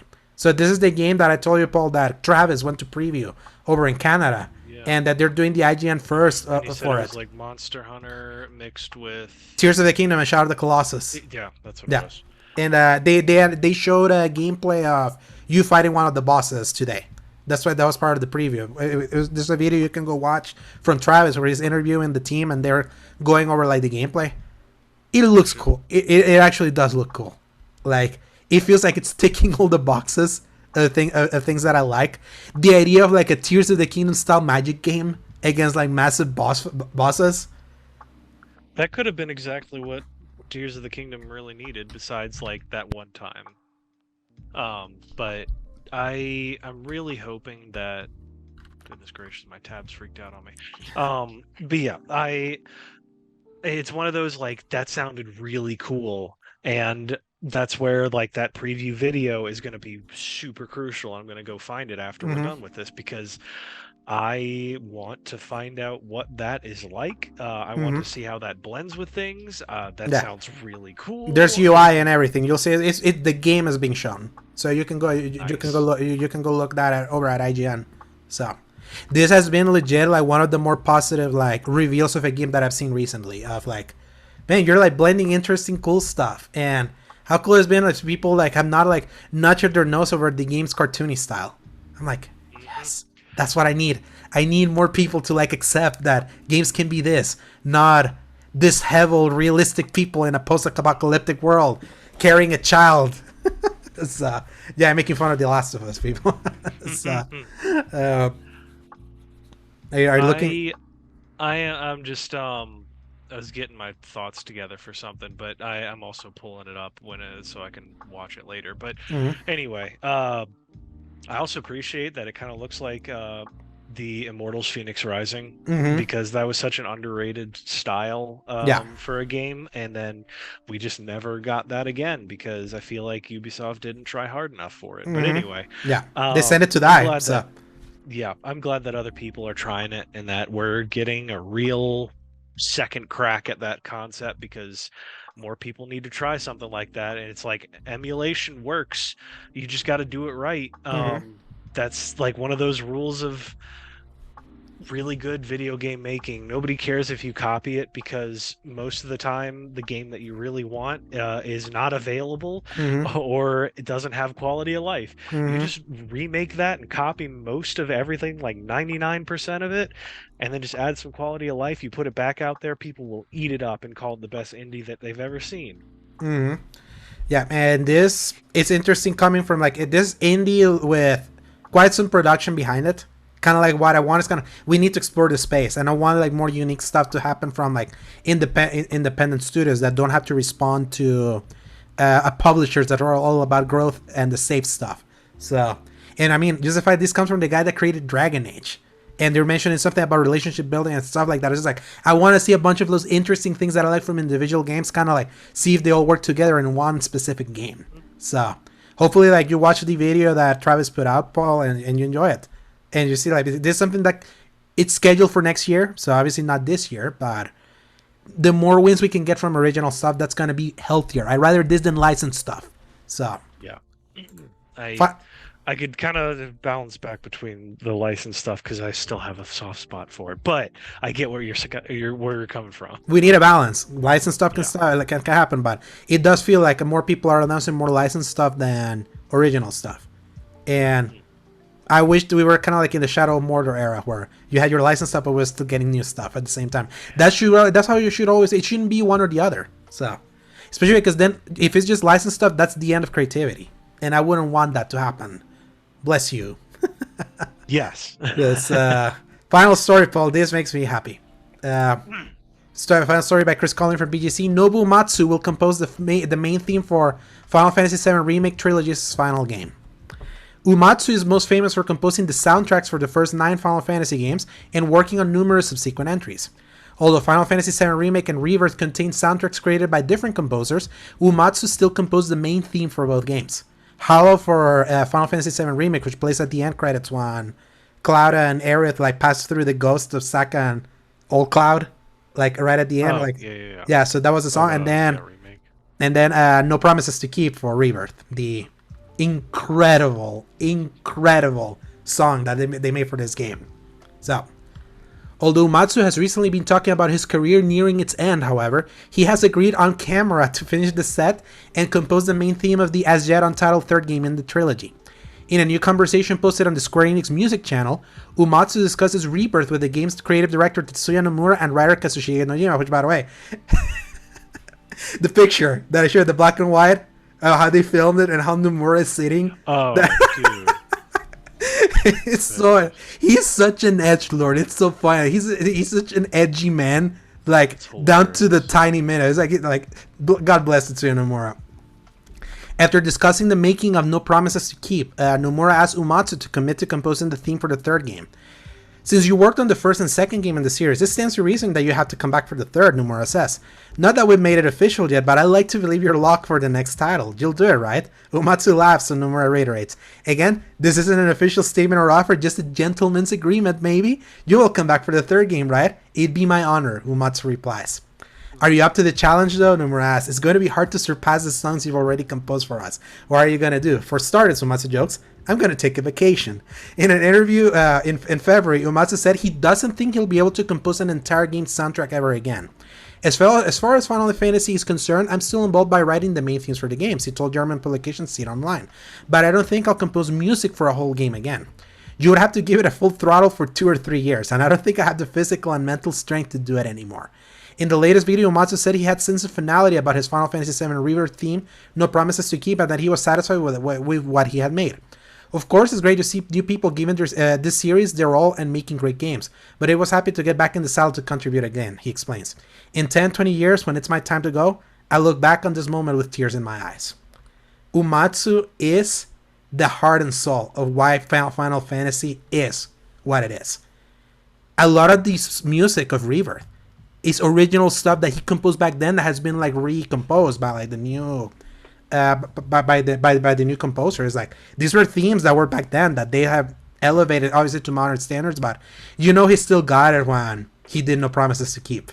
Like that is like that is like kind of like that song represents that game, like what that game is. It punctuated it at the perfect moment right at the end. It made the ending so inconsolably sad when you really see like when you know what's happened with how they did that ending. And it just kind of like it's heartwarming, it's sad, it's cheery, it like fills you with joy. That's always been Uematsu for the series. Going back to the original one, Final Fantasy VI, also Final Fantasy IV, is like that. Like it can be stressed on that. I'm glad that he's saying that he's gonna make an effort to make a third and final one, just a theme, because that was like his one contribution. But it's like, look how impactful his new song was. You make one good theme, and the entire story can like kind of craft itself around it, as we've learned very emphatically. Another thing, actually pulling this full circle, one other reason why a lot of people are upset with Dragon's Dogma 2 is they took out all of the good music from the first game and they replaced it with really unmemorable stuff to take its place. So yeah, anyway, to go back into it, is like Final Fantasy is one of those games where you see like, okay, this is a good game, but when you can hear it and feel the emotion behind it, even before there was voice acting, there was music, and the music told you how to feel about something. It really like guided you through what was going on. It's a lost art, unfortunately. Yeah. But they they just knew that and they never lost it, even as voice acting came in. I wouldn't say there's been a Final Fantasy game with a bad soundtrack. Like, None. granted, I Hmm. haven't played all of them, so I never know, but I feel like that's a good statement to make for Hmm. one series out of all of the rest of the games out there. As divisive as every entry can be, because they changed so much of stuff, what's always been like the one constant: music. Yes. Like even like 16 last year, not made by Umatsu, but Masayoshi Shosoken, Still. who worked with him in a few themes for 14. He's been like And they well versed. still just keep knocking it out of the park. And I pray that they continue to remember and that their team knows how important that is Hmm. for the power of their games. And that's one very large reason why they continue to stand the test of time. Oh yes, and I would even say like some of the original stuff not by Umatsu that wasn't Rebirth, like the Gongaga music while you're there, like that he didn't have anything to do with that. That was also like like that was a banger. There's so much stuff that they did also with that game that hits, and I tell people like if you have not reached those parts in Rebirth, like when you get to the theater part in chapter 12, where you know which one, and then the big opera scene and all the musical composition that happens in the entire ending sequence from like the moment like you start that final boss battle. It's like it's just it's hard to describe how great that like just the emotions that it engenders. Like I said it before, like when that started, I had to pause the game to compose. Kind of like how you mentioned, like yesterday, I was like in my playlist, no promises to keep happening while I was in traffic, and then I had to compose myself at the end.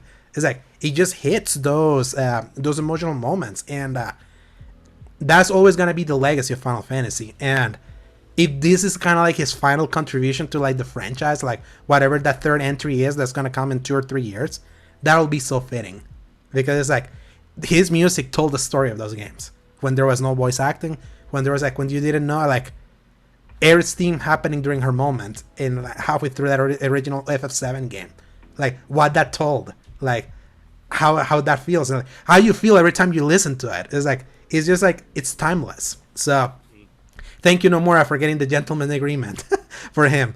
Umatsu, get your vacation, but yeah, do give us your final banger to end it all. That third game's gonna be wild. Like I cannot wait like what the theme is, considering like he encompassed the theme of Rebirth like perfectly with that song. So with that, Paul, time to head over to the quick headlines. There is quite a few, but these tell the story by themselves. So quick headline number one: Bungie will showcase delayed Destiny 2 expansion to final shape next week. That's gonna be a live stream that they're gonna have hours before they launch the Into the Light new content that they've been promoting, which a lot of people are really excited about. Like Horde mode finally making its way to Destiny. Finally, they basically broke the glass in case of emergency with what they're doing with that update. But the raid boss gauntlet, I cannot wait how that goes. Imagine finally being able to do the boss fights without having to do an entire raid to get there. That's yeah, it's like that's gonna it's gonna revitalize our clan. So other headlines: Sony's planning a PlayStation showcase next month. It's claimed that would fit. The last showcase was in May, from last year. So are they finally gonna become consistent and be like, oh yeah, in May we're gonna keep showcasing stuff? Everyone's always like nervous after what happened in 2022 where we got nothing. So that's apparently gonna happen. Let's see if it does. You'll probably already be on paternity leave by then. So, but hopefully you get to watch them. So, I mentioned about like other stories of Hellblade 2, and these are just basically self-explanatory, just on headlines. Hellblade 2 runs at 30 FPS with a dynamic resolution on Xbox Series X and S. Why is that? They're using Unreal Engine 5. They're using all the tools that really tank performance with that engine. But when you look at that game, I feel Hellblade 2 is one of those games that when you look at it, you understand why it's 30. I don't like that they say like we chose it because it's gonna be more cinematic. Because I'm like, then are you locking it on PC also? So that's always so funny. And obviously, that was also in the story that the co-founder of the studio, Tamina Antoniades, left the studio. That is always so interesting. You know, a lot of like the founders of the studios that Microsoft bought have all been like slowly leaving. Like Shinji Mikami, that created Tango, left a few weeks after Hi-Fi Rush. He founded that team. Shinji Mikami, the father of Resident Evil. So interesting stuff happening, like how people feel about remaining on Xbox after being acquired. So, other headline. Final Fantasy VII Rebirth's impossible platinum trophy bug will be fixed in the next patch. So, just to kind of like update you with this, Paul, like the recent patch that fixed the performance mode, that added like a sharpening for the game to look sharper on performance, broke the final quest of the game, like the final side quest, which is you against the Shinra manager at the Golden Saucer. There was like one mini game that you have to beat him at, which is the motorcycle one. You have to like beat his high score. After that patch, that was not registering. Like you could have like the high score, but it was not like registering that you were getting the high score. So that the quest was not progressing if you had not done it. I did it before that patch, so I was like, oh, I'm safe. But that sucks for people that want to get a platinum and they're still going through it. I tell you, I've been seeing videos of the hard VR challenges of that thing. Pray for me. It's I tell you, it's, oh my god, they're so hard. So but I'm gonna get it. I'm absolutely gonna get it. Next headline. The first Gears of War 6 news will reportedly be coming this summer. So expect something at E3 time. Sure. Other headline. Tales of Kenzura Zao and Dave the Diver will hit PlayStation Plus game catalog on day one. The first one that comes out is Dave the Diver, and then the next one is Tales of Kenzura Zao. So for people who know Dave the Diver, the surprise indie, quote unquote, hit from last year. Obviously I'd say that because it's like people call it an indie, but it was published by Nexon, not an indie. So, but a lot of people love Dave the Diver. So it's launching on PlayStation and on the service. I'm cool because I pay for it. And Tales of Kenzura Sawa is the game from the voice actor that played Bayek on Assassin's Creed Origins. He revealed this game at the Game Awards and mentioned that a big inspiration of trying to do this to honor his recently deceased father. So that game's gonna be available day one for people that subscribe to PS Plus. It was gonna cost $18. That's $18 that I saved. So. Yeah, a few Capcom news. Capcom says Dragon's Dogma 2 has sold 2.5 million units across PS5, Xbox Series X, and PC. Capcom's still like raking in the cash. Like they're doing games that like sell by the millions. Also, fun fact, Paul, it was funny seeing people celebrate 2.5 multi-platform million units sold in like 10 days. And remember how people felt about Final Fantasy 16 selling 3 million in 3 days? The hypocrisy is real, people. I'm never letting that. I'm never letting that up. It's and also garbage. Yeah, and it's also from Capcom. Capcom fans ask for new Dino Crisis and Mega Man games as sequel survey continues. They've been like throwing these surveys, so people be like, if you would like us to do a sequel to franchises we haven't touched, which ones should we do? Dino Crisis and Mega Man have been like topping the list recently, and I'm like, yeah, it's time. Everything else from Capcom has been like well served. So, at least in recent times. And then and then a few rating news that when a game gets rated, you know they're getting close. So we get Silent Hill 2's remake has been rated, suggesting release news soon. This one is interesting because when Silent Hill 2 remake was shown at the State of Play from this past February, the one that had Death Stranding 2, this one only said in development for PS5. So everyone was like, wait, you announced this like last year and you're still like in development? What's going on? How far off it is? So if it's been rated, it means that it's closer than that trailer initially seemed. And then Hollow Knight Silksong has been rated in South Korea. So usually when we hear ratings from South Korea, we know it's about to be rated in the ESRB. How we know this? Like that's how we learned about Ghost of Tsushima Iki Island back in 2021. Yeah, it leaked in South Korea. 2 months later, the thing was announced and out. So Silksong, a lot of people, everyone has been like wanting this forever. Everyone wants Hollow Knight Silksong. Everyone's been long suffering waiting to hear of this thing. Yeah, it's like I haven't really fully played it, so that's why I have no opinion. Maybe this year I will. So hard. Yeah. I tried so hard, man. It's so hard. It's just way too hard and complicated. So I got to like I think the 3/4 mark, but there's this one fight where you have to fight up to 6 enemies, and it's like RNG on like when they come in and what moves they do, so it's extremely difficult to nail down their move sets. Yeah. I was done after that. I can imagine, especially with your tilt. So yeah. And those are the headlines for this past week. Let's see what happens next week. Paul, read me the games that are coming out on the week of April 7th to April 13th. All right, we got Botany Manor on Xbox Series X and S, Xbox One, Switch, and PC on April 9th. Children of the Sun on PC, April 9th. Gigantic Rampage. Okay, I'm going to start that one over. Yeah. Gigantic Rampage Edition. It's the hard and soft G's. On PlayStation 5, Xbox Series X and S, PlayStation 4, Xbox One, and PC on April 9th. Inkbound on PC, April 9th. House Flipper 2 on PlayStation 5, Xbox Series X and S, and PlayStation April 10th. What in the world?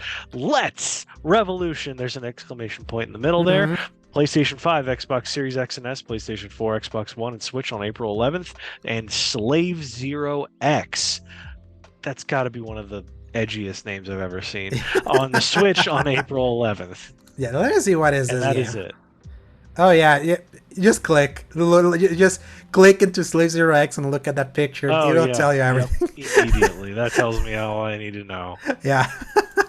Looks like it looks like the Batman who laughs. If I'm perfectly honest. None of this. Anyway. Yeah, none of this is of interest. We recently bought games I think we're good for.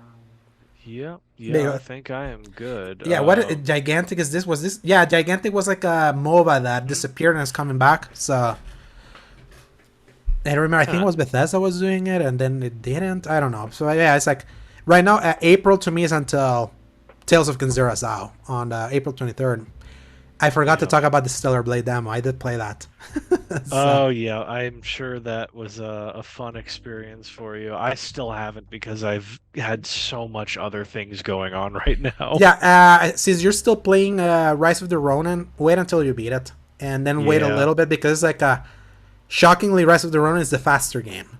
Like it's crazy that we're in that kind of a world. Yeah, but Stellar Blade is fun. Like when I finally I had to stop playing Rise of the Ronin a little bit to try acclimate to Stellar Blade, and then when I acclimated to it, it's also a game with perfect parrying, combo making, and all that. It's like it really is like some people are like, yeah, it's like Sekiro, but it's like yes, but there's also like some DMC there, but it's like it's straddling both worlds, and you definitely get a feel for it. But really well made game, at least from what I've seen. A lot of people really enjoy that demo. It's like number one in pre-orders right now on PSN.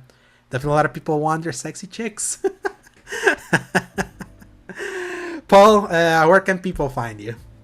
As always, y'all can find me on Twitter at Dork of Art. I post gameplay videos sometimes and art sometimes, and hopefully I will continue to do both of those. Where can they find you? They can find me at _Segovia on Twitter, Alejandro Segovia 93 on Threads/Instagram.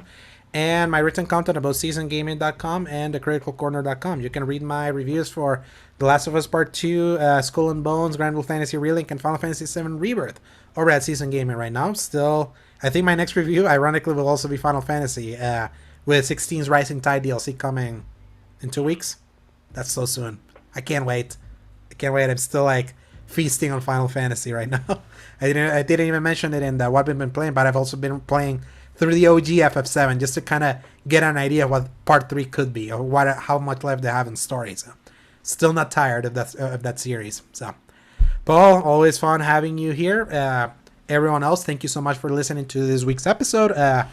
Been loving what the response of the show has been this year in particular. It's it's paying off. Our continued doing of the show. It really, I'm seeing it, and I'll definitely keep on going.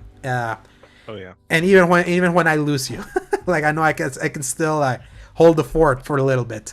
I'm hoping that I can return eventually and just keep doing what I'm doing, even if it stays at a every other week situation. It's part of the... I would take it.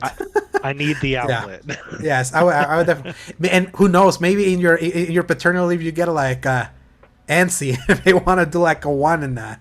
1 in a million. That could happen. Who knows? If I can pull off the Maximilian Dude situation where I have a small daughter that can just be here every once in a while and then goes off. I would love. I actually would love if you could have if you need to have the kid there. So yeah, it's we'll see how it goes, but I have a feeling as the child gets more consistent, I can just place him here, and then if he does thing, I'll be like, "Yo, it's a child!" And then I'll just keep doing things while I talk. Oh yeah, the Maximilian did thing. Yeah. Oh yeah, but Maximilian dude has been going through it right now with, especially from. Do you see his thanks dude, like thanks Max dude hashtag that happened recently? I don't think so, no. But Yeah, I'm sure I saw it through like osmosis where people were posting about like his passion and yeah. It like was all of that. Yeah. yeah, it was because he had announced that he was gonna stop doing theory crafting for FF7 because he was getting harassed a lot by some of his theories by a lot of overzealous shipper fans, Yikes. and then a lot of people Oh, I kind of did see that. Yeah. helped like walk that back because a lot of people showed the love they had over like how passionate he has been for FF7 stuff, and even just the thing that he champions. So that must have felt really good of him saying I'm done, and then like he trended on Twitter. Everyone's saying thanks to him. So yeah, he's infectious. Yeah, he's infectious, I tell you. But everyone, thank you so much for listening to this episode. If you like what you listen, leave us a comment or a review on your podcast service or of your choice, or just give us a like over in YouTube. So anything will help us. But until then, enjoy the rest of April. Now that we're past April Fools, I didn't get fooled, thankfully. Did you? Did they get you? And they actually didn't really have a whole lot of stuff show up. It Yeah. was weird. Yeah. Here's what. Yeah. The word. Yeah. I've been gotten the day after April Fools thanks to the stupid FYP on Twitter. That's something the For You page like takes old posts and puts them there. So it's like, wait, what is it? And then I look at the date, and then I see when I was supposed to. God damn it! It's like stupid. I'm getting got not in the day, but the day after because of the stupid algorithm.